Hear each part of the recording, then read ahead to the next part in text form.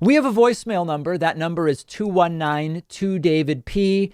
Here is a question I'm increasingly getting about the possibility of mandatory COVID vaccinations. Take a listen. Hi, David. This is Talia from North Carolina.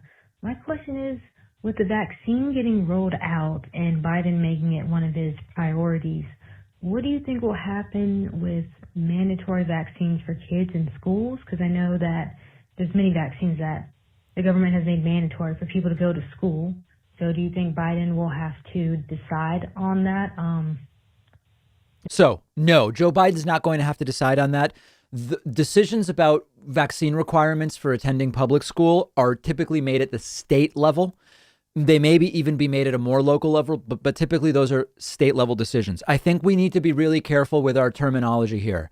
A mandatory vaccine is a vaccine that you are required to have rather than simply one that you can choose to have if you want to participate in a certain activity or avail yourself of a certain business, service, or educational institution. So it's really important that we be clear with the language.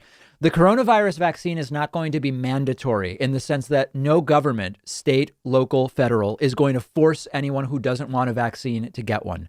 What we are going to see, and we're already hearing from it, is that everything from airlines to, yes, maybe schools will say, if you or your kid want to travel with us, come to a concert, Live Nation, Ticketmaster are talking about this, maybe attend our school, which is your choice to do or not to do, you would be required to be vaccinated. Now, you don't have to be vaccinated. You just might not be able to fly JetBlue. Maybe Delta will allow you. I think Delta already said they're going to require vaccinations. This is hypothetical.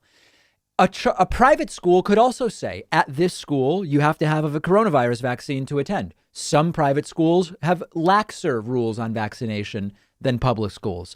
Some don't. So it's really important that we not fall into this idea of a vaccine made mandatory by a government.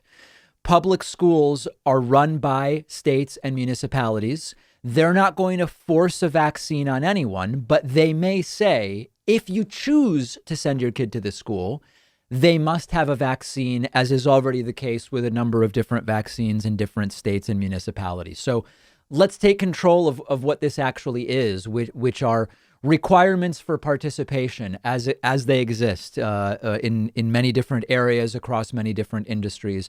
And I do expect that many businesses, because of the risk to their business of coronavirus outbreaks, will have a variety of different guidelines that say, if you want to fly with us or travel on our train or whatever, employers might say, we require employees to be vaccinated for this or that.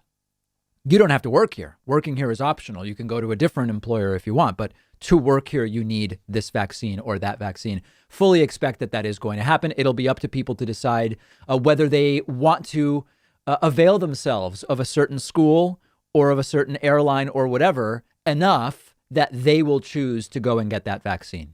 We have a great bonus show for you today. We will talk about a federal judge temporarily blocking Joe Biden's pause on deportation.